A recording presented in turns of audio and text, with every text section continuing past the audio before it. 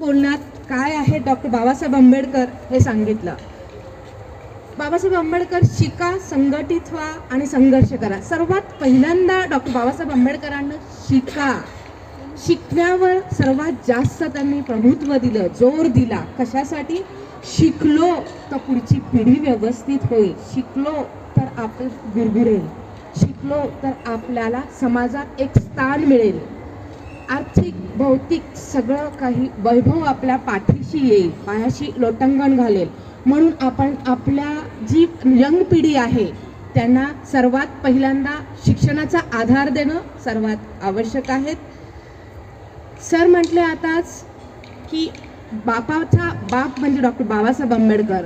आपल्याला जरी कर्माने जरी मिळालेला असेल आपला बाप, तरी बापांचा बाप म्हणून डॉक्टर बाबासाहेब आंबेडकरांनी आज आपल्याला चार चौघात उभं राहण्याचं सामर्थ्य दिलं. आज सर्वात जास्त आपल्या समाजातील लोक अमेरिकेमध्ये आहेत. फक्त कास्ट हा फॅक्टर नाही आहे, तर त्यांनी त्यांच्या स्वबळावर आमच्याच फॅमिलीमधले जवळजवळ 8 ते 10 लोक आज USA मध्ये आहेत. तसेच आपल्या सर्वांचे कोणी ना कोणी नातेवाईक असतील. हे कोणामुळे आज पाहतोय? अरे आपल्याला अशी स्थिती होती की आपल्या नशिबामध्ये अर्धी भाकरी सुद्धा शक्य नव्हती. आपले जे पूर्वज आहेत हे सर्वांना माहीत असावं, आपल्या पूर्वजांना उपाशीपोटी जीवन काढावं लागत होतं. आज आपण जर कालचाच जर प्रोग्राम बघितला, कालचे जर सगळे प्रवचन ऐकले, तर आपल्याला असं लक्षात येईल की भाकरीवर डॉक्टर बाबासाहेब आंबेडकरांचं नाव करण्यात आलं. कारण ती भाकरी कोणी दिली आहे? आज रमाई माता आणि डॉक्टर बाबासाहेब आंबेडकर यांच्यामुळे आज जी भाकरी खातोय, आज जे काही आपण वैभव आहे त्या वैभवात राहतोय, तो वैभव फक्त आणि फक्त डॉक्टर बाबासाहेब आंबेडकरांमुळेच मिळालं. आज 64 जरी पदव्या त्यांना होत्या, तरी किती सालस बुद्धिमत्तेचा डाऊन टू अर्थ असणारे म्हणजे डॉक्टर बाबासाहेब आंबेडकर. शिका, शिका आणि शिका. Read today and lead tomorrow.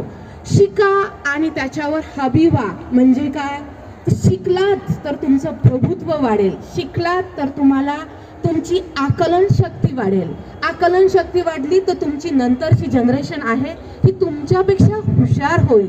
म्हणून रीड टुडे, जसं सर म्हटलंय, एक पुस्तक प्रत्येकानं महिन्याला खरेदी करणं खूप आवश्यक आहे. Being as a librarian of Symbiosis, मी सगळ्यांना रिक्वेस्ट करेल, मी एक लायब्ररियन आहे. आज सिम्बायसिस कॉलेजची लायब्ररियन म्हणून मी कोट्यावधी रुपयाची दर वर्षाला 4 करोड रुपयांची पुस्तकं घेते.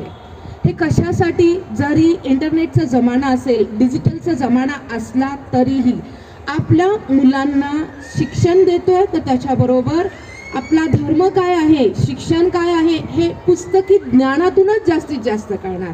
डिजिटल त्याला सायमल्टेनियसली सोर्स आहे, पण प्रिंट मीडियाची साथ त्याला तेवढीच मिळाली पाहिजे. प्रिंट मीडियाची साथ दिली तर माणसामध्ये सालसपणा, सुसंस्कृतपणा येईल. तो सुसंस्कृतपणा डिजिटलायझेशनमधून येईलच याची खात्री नाही आहे. म्हणून मी पुन्हा एकदा सर्वांना सांगते, आपल्या पाल्याला जास्तीत जास्त पुस्तकं द्या. आपणच मुलांचे खूप लाड करतो, पण इतर घरांमध्ये जे आपण म्हणतो ना ऊंच नीच, पण बाकी लोक जेव्हा मुलांचा वाढदिवस असतो, काही प्रोग्राम असतात, तेव्हा क्रॉसवर्डला मुलांना घेऊन जातात आणि त्यांना तिथे चॉईस करायला सांगतात की तुमच्या आवडीचे पुस्तकं न्या. पण आज आपल्या समाजामध्ये भौतिक सामर्थ्य मिळाल्यामुळे आपण मुलांचे आतोनात लाड करतो. हे लाड करण्याऐवजी आपण संस्कार त्यांना दिले तर खूप खूप बरं होईल. नरेंद्र जाधवांनी मी आणि माझा बाप याच्यामध्ये खूप सुंदर अशी उदाहरणं दिलेली आहेत. मी आणि माझा बाप मध्ये नरेंद्र सर म्हणतात की माझा बाप कसा अणवाणी पायानं जात होता हे माझ्या डोळ्यांना बघितले. आज व्हाईस चान्सलर झालेले डॉक्टर नरेंद्र जाधव हे असे म्हणतात की मी जर आंबेडकर नसते तर माझा बाप नसता, माझा बाप नसता तर आज मी कुलपती कुलगुरू म्हणून युनिव्हर्सिटी ऑफ पुण्याला लाभलो नसतो. म्हणून 11.5 तासाचं वंदनाने ग्रंथपठनाने थोडीशी चर्चा असते. तर त्याच ठिकाणी आपण सर्वांनी रविवारी 10:30ला यावं असे मी आपणा सर्वांना आग्रहाची विनंती करतो. आपल्याकडचे डाळिंबे सराने केरीमणी सर हे आमच्याकडे येत असतात, आपणही यावं असं मी आपणा सर्वांना विनंती करतो. त्याचबरोबर आता धम्मचारिणी यांनी सांगितल्याप्रमाणे दर गुरुवारी माणुसकी सेंटरला केंद्रीय विद्यालयाच्या समोर त्या ठिकाणी 6:30 ते 7:30 असा कार्यक्रम असतो. पहिली 20 मिनटं 6:30 ते पुढे 7पर्यंत 20 मिनटं ही ध्यानधारणासाठी असतात. त्यानंतर 10 मिनटं चहा ब्रेक होतो आणि त्यानंतर पुढे मैत्रीनाथ सर पूर्वी होते, आता मॅडम घेत आहेत. तर एक सुंदर प्रवचन असतं आणि ते एखादा असं एक 4-5 गुरुवार आपण जाऊन ते सुंदर 4-5 पुष्प जर ऐकली तर मला वाटतं की आपल्या जीवन जगण्याला एक नवीन उमेद येईल, जीवन जगण्यामध्ये एक इंटरेस्ट येईल. आपल्या संसारामध्ये जे काही ताणतणाव असतात ते दूर होऊन आपणाला धम्माची गोडी लागेल. मॅडमने सांगितल्याप्रमाणे आपण ज्या 12 आपले पौर्णिमाचे सण आहेत, त्यानंतर आंबेडकर जयंती आहे, येणारी पुढे बुद्ध जयंती आहे आणि 14 ऑक्टोबर हा धर्मांतराचा दिन आहे. त्याचबरोबर पंचशील आणि त्रिशरण हे तर आपण ग्रहण करून पालन केलंच पाहिजे. परंतु त्याच्याबरोबर ताईंनी सांगितल्याप्रमाणे हिंदू धर्म कोणता आणि बौद्ध धर्म कोणता यातला फरक समजावा, यासाठी बाबासाहेबांनी आपणाला 22 प्रतिज्ञा दिलेल्या आहेत. त्यामुळे 22 प्रतिज्ञाचं आपण तंतोतंत पालन केलं पाहिजे, कारण आपणाला आपली जी लहान पिढी आहे ती घडवायची आहे. आमच्याकडं लहान मुलांचे शिबिरं होत आहेत. समता सैनिक दलाचं रविवारी सोयब बिल्डिंगच्या तिथे मोठ्या रोडवरती सकाळी ट्रेनिंग फ्रीमध्ये देतं. एक कांबळे साहेब म्हणून रिटायर अधिकारी ते मिलिटरीतले आपल्या समता सैनिक दलाच्या युवकांना ट्रेनिंग देण्यासाठी येतात.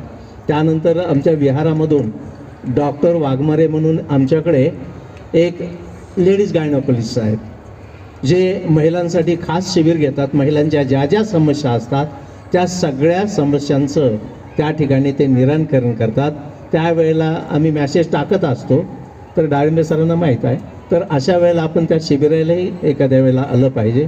आताच एक नुकतं शिबिर आम्ही त्या ठिकाणी आयोजित केलेलं होतं की महिलांसाठी जे ब्रेस्ट कॅन्सर आणि त्यानंतर गर्भाशयाचं कॅन्सर हे जे काही प्रकार वाढतं त्याच्यावरती नुकतंच एक शिबिर केलेलं होतं. सांगायचे तात्पर्य हे की आपण धम्माच्या सेंटरला गेलं पाहिजे. ते माणुसकी असो, बुद्धविहार असो, त्याने आपल्या व्यक्तिमत्वामध्ये बदल होत जातो आणि धम्म कसा जगायचा याची आपणाला अनुभूती होते. बाबासाहेब ट्रस्टी आहेत, आमचं जे सेंटर आहे नागलोक म्हणून, तर त्या ठिकाणी पण बाबासाहेबांची जयंती अमेरिकेमध्ये ते साजरे करायला गेले होते आणि त्यांनी तिथे अमेरिकेत बाबासाहेबांची जयंती साजरी केली. असं वेगवेगळ्या स्तरावर बाबासाहेबांची जयंती सेलिब्रेट होती. आणि तुम्ही पाहिलं असेल की धानोरीपासून विश्रांतवाडी खूपच जवळ आहे आणि मग तिथं जयंती कशी साजरी होते, तर मोठमोठे स्पीकर लावून, डेक लावून डान्स करणं, गोंधळ घालणं, बाबासाहेबांच्या गाण्यावर थिरकणं. आजकालच्या मुलांना थोडंसं म्हणजे ते एन्जॉयमेंट छान वाटते. पण मला असं वाटतं की बाबासाहेबांच्या जयंतीच्या निमित्ताने बाबासाहेबांनी जी धम्मक्रांती केलेली आहे, बाबासाहेबांनी जे धम्मचक्र आहे ते त्यांनी फिरवलेलं आहे, तर त्याचं रक्षण असं कसं करायचं आपण, त्याविषयी मला असं वाटतं की या ठिकाणी आपण बोललं पाहिजे. कारण बाबासाहेब फक्त चालण्या बोलण्यातूनच नाही तर आपल्या आचारात विचारामध्ये बाबासाहेब आले पाहिजेत असं मला या ठिकाणी वाटतं. तर मी माझ्या प्रवचनाचा जो विषय आहे बाबासाहेबांची धम्मक्रांती आणि तिचं रक्षण हा मी घेतलेला आहे. तर 13 ऑक्टोबर 1935 येवले मुक्कामी बाबासाहेबांनी धर्मांतराची घोषणा केली आणि 14 ऑक्टोबर 1956 3,80,000 अनुयायांसोबत त्यांनी बौद्ध धर्माची दीक्षा घेतली. मानवाच्या विकासाला हानिकारक असा जो हिंदू धर्म आहे त्याचा मी त्याग करतो आणि बौद्ध धर्माचा मी स्वीकार करतो असं बाबासाहेब त्या ठिकाणी म्हणाले. आपल्या सर्वांनाच माहित आहे की बाबासाहेब आपल्यासाठी काय आहे. आज आपण ज्या चांगल्या पद्धतीनं राहतोय, खातोय, चांगल्या सोसायट्यांमध्ये राहतोय, जे काही आज आपल्यामध्ये बदल चेंजेस घडलेले आहेत ते बाबासाहेबांमुळे झालेले आहेत. बाबासाहेब एक प्रकारे आपले श्वास आहेत, ते आपले प्राण आहेत. जातीयेच्या दोखडातून त्यांनी आपल्याला बाहेर काढण्याचं काम केलेलं आहे. बाबासाहेब आपल्यासाठी खूप मोठे आदर्श आहेत. मी असंच एकदा तेलंगणामध्ये गेले होते शिबिर घेण्यासाठीच आणि त्या ठिकाणी मी पाहिलं प्रत्येक चौकामध्ये मला बाबासाहेबांचा पुतळा दिसत होता आणि मी खूप प्राऊड फील करत होते की असा आमचा राजा आहे असा आमचा नेता आहे आणि का नाही आपण त्यांचा आदर्श घ्यायचा. प्रत्येक म्हणजे कर्नाटक वेगळं, भाषीय वेगळं, पण आपले लोक तिथं खूप आहेत आणि प्रत्येक चौकात चौकात मला बाबासाहेबांचा पुतळा, स्टॅच्यू सगळीकडे दिसत होते. फार मी प्राऊड फील करत होते त्या ठिकाणी. तर त्या पद्धतीने बाबासाहेब असे एकमेव नेता आहेत की त्यांच्यावर गाणी लिहिलेली आहेत, त्यांच्यावर पोवाडे लिहिलेले आहेत, त्यांच्यावर कविता लिहिलेली आहे. तुम्ही कधी गांधींविषयी पोवाडा म्हणलेला ऐकलाय का?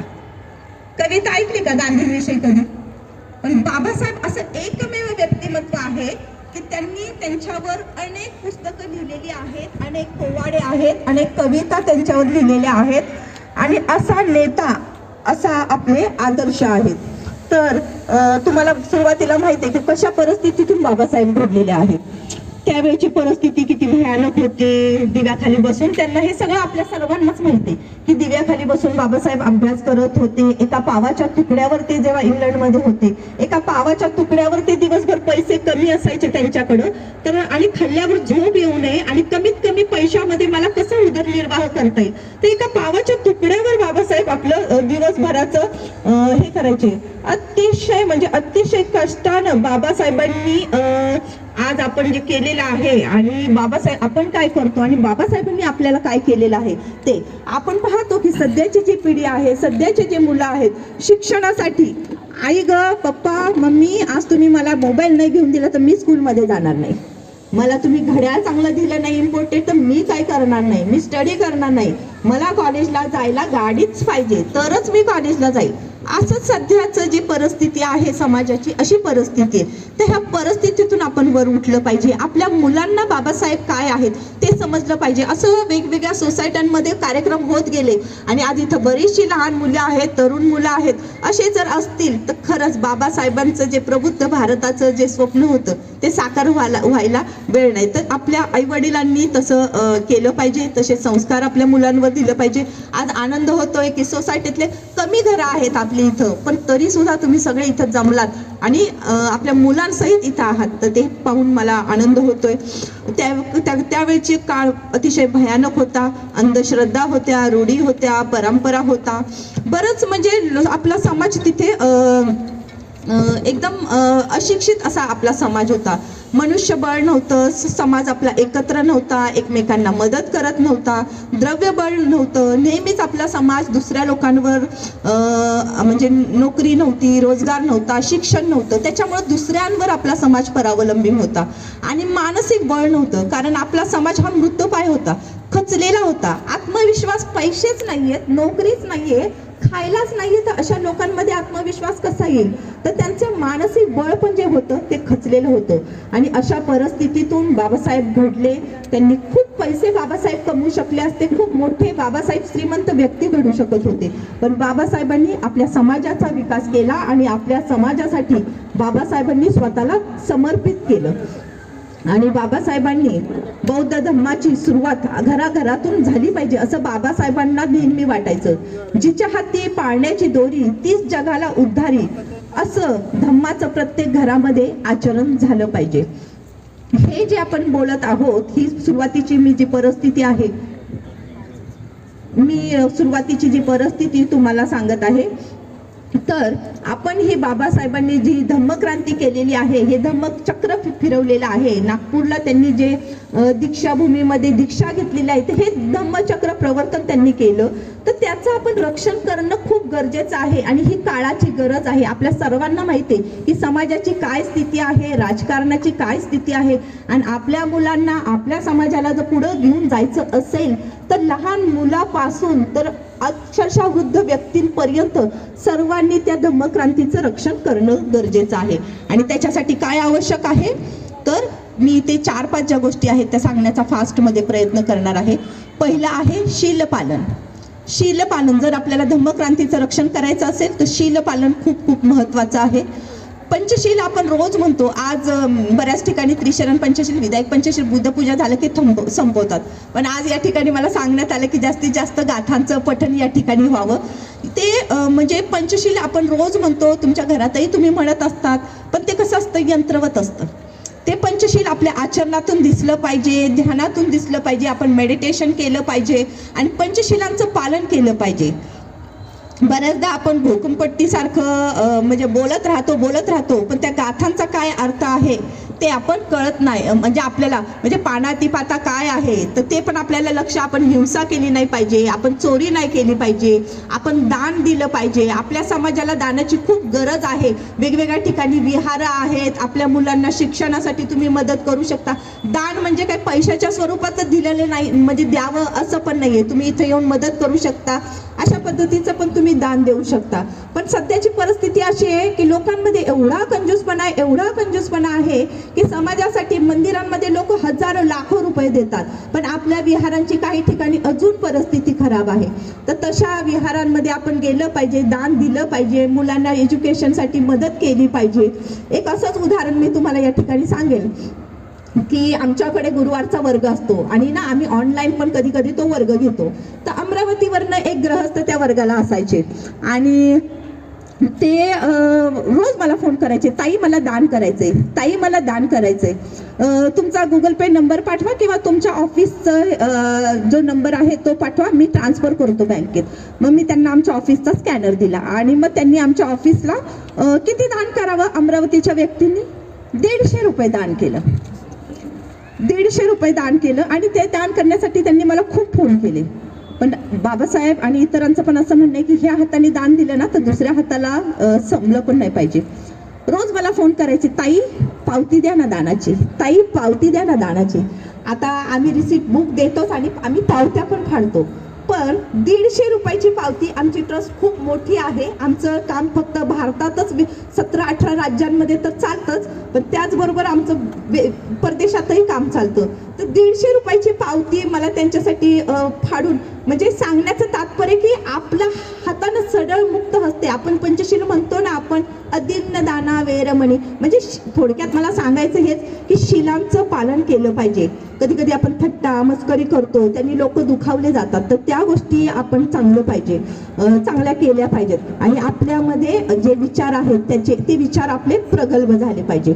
दुसरी गोष्ट आहे 22 प्रतिज्ञांचं आपण पालन केलं पाहिजे. पहा, मी काय सगळ्या 22 प्रतिज्ञा सांगत बसणार नाहीये कारण वेळ खूप फास्ट जातोय आणि मी पण खूप फास्ट बोलण्याचा प्रयत्न करते, पण धम्मक्रांतीच्या रक्षणासाठी हे खूप गरजेचं आहे, त्याच्यामुळे हे मुद्दे मी मांडणार आहे तुमच्यासमोर. 22 प्रतिज्ञांचं पालन आपण करतो का? जेव्हा धर्मांतर झालं आणि बाबासाहेबांनी 22 प्रतिज्ञा दिल्या, पण अजूनही आपला समाज वेगवेगळ्या गोष्टींमध्ये अडकून पडलेला आहे. आपण म्हणतो की बाबासाहेब म्हणतात की कोणतेही क्रियाकर्म ब्राह्मणाच्या हातून मी करणार नाही, पण बऱ्याचदा असं पाहायला दिसतं का आपल्याला? दिसतं का असं? ब्राह्मणाच्या हातून गपचूप आपल्या घरामध्ये घराचा गृहप्रवेश होम हवन केलं जातं आणि बाहेर मग पूजेचा कार्यक्रम घेतला जातो. तर ह्या गोष्टी झाल्या नाही पाहिजे. आपण बऱ्याचदा आपल्या मुलांची कुंडली बघतो, पंचांग बघतो आणि मग लग्न ठरवतो. तर ह्या गोष्टी पण चुकीच्या आहेत, कारण बाबासाहेबांनी दरेकाला दीक्षा द्यायची असं सांगितलंय. तर ते आपण तुम्ही कुणीही म्हणजे तुम्ही लग्न लावू शकता, तुम्ही वाढदिवसाचे कार्यक्रम, आता मी जे करते ना ते तुम्ही सुद्धा करू शकता. तर ब्राह्मणाच्याच हातून करावं म्हणजे हे आपण टाळलं पाहिजे. तर मी श्राद्ध पक्ष पिंडदान करणार नाही असं 22 प्रतिज्ञेमध्ये आहे, पण होतं का? जिवंतपणी काही लोकांना जेवण मिळत नाही आणि मेल्यावर खरंच येते का ती व्यक्ती? आपण सुशिक्षित आहोत, शिकलेले आहोत. तुम्ही तरी कल्पना करा की विज्ञानाच्या आधारित आपण म्हणतो सगळं आहे, बुद्ध म्हणतात की विज्ञानावर आधारित आहे, तर मग गेलेला व्यक्ती येईल का जेवण करायला, टेरेसवर ठेवलेला घास खायला? तर छोट्या छोट्या अंधश्रद्धेमध्ये आपण अडकलेलो आहोत. गौरी गणपती आपण पाहतो, त्या गौरी गणपतीमध्ये डान्स करण्यासाठी आपले मुलं जास्त दिसतात. ब्राह्मणाची मुलं दिसतात का तुम्हाला रोडवर डान्स करताना? किंवा आता इकडे म्हणजे आपल्या कार्यक्रमात ते असतात का? तर ते पण आपण पाहिलं पाहिजे.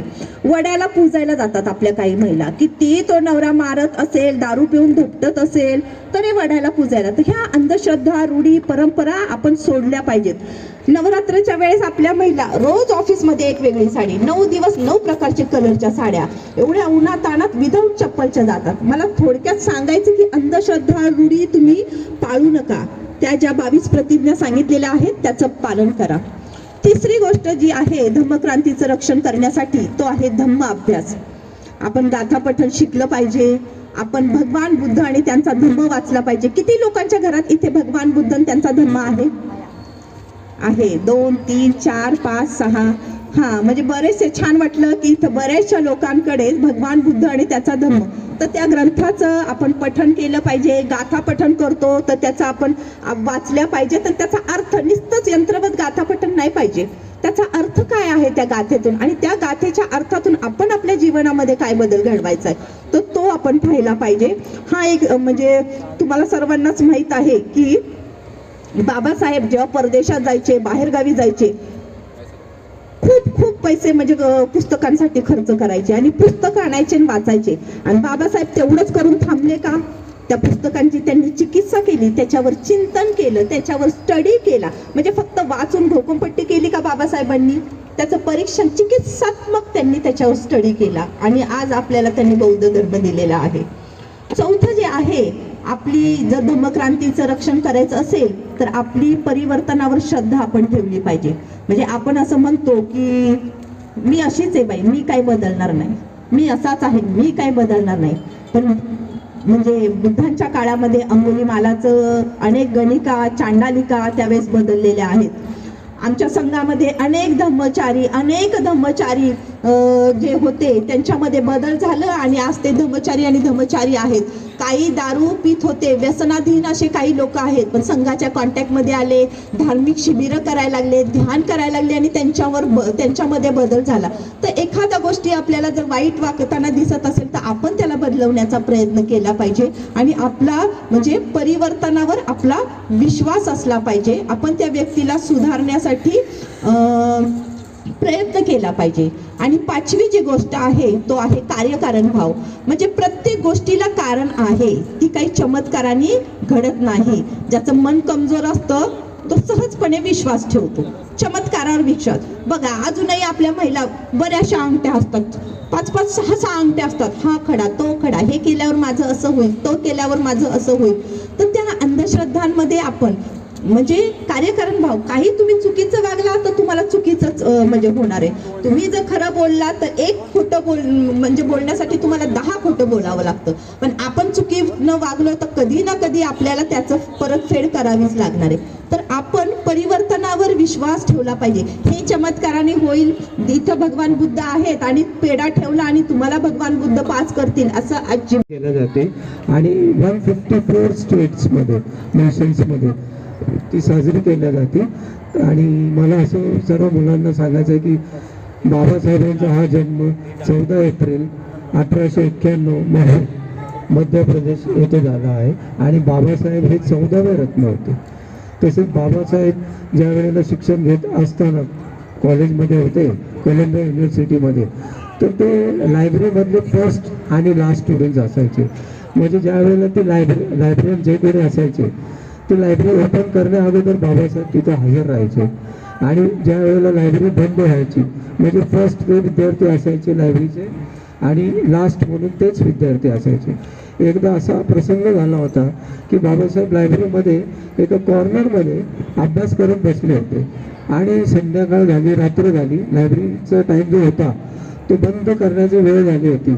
आणि जे लायब्ररीयन असतात त्या लायब्ररीयननी पूर्ण लायब्ररीमध्ये शोध घेतला पण त्यांना काही कोणी आढळलं नाही तिथे.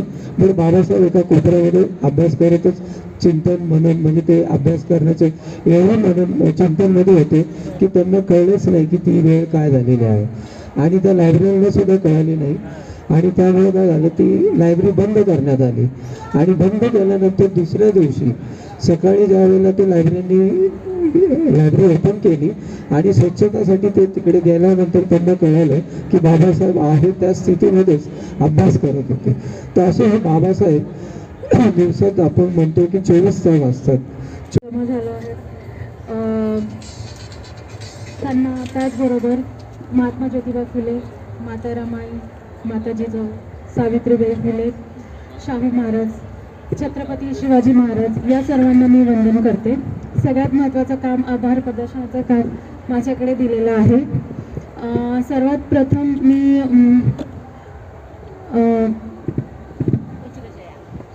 धम्मचारी वज्रजया यांचे खूप आभार मानते. ताई, आम्ही नेहमी अशाच प्रकारे जयंती साजरी करत असतो, पण तुम्ही येऊन आम्हाला खूप छान गाथा घेतल्यात आणि त्याच्याबरोबर मला ही एक बाब खूप आवडली की तुम्ही आधी आम्हाला प्रतिज्ञा घ्यायला लावली जे की आम्ही जे पंचशिलाचं पालन करतच आहोत, पण एक परत रिपीट तुम्ही आमच्याकडून कन्फर्मेशन करून घेतलं, त्याबद्दल मी आभारी आहे. त्याचप्रमाणे तुम्ही आम्हाला सुचवलं की शिबिरं आपण घेतली पाहिजेत आणि मला असा विश्वास आहे की तुम्ही आम्हाला त्याच्यामध्ये सहकार्य करताल, कारण आम्ही महिला नेहमी बुद्ध पौर्णिमा आणि बाबासाहेब आंबेडकरांची जयंती नेहमी साजरी करत असतो, पण अशी शिबिरं आम्ही घेतली नाहीत. परंतु आमच्या महिला आणि त्याचबरोबर म्हणजे पुरुष उपासक आणि आमचे बाल जे पण आहेत उपासक आणि उपासिका, आम्ही सर्वजण असं शिबिर घेण्याचं आम्ही पण प्लॅन करतो आणि मला असं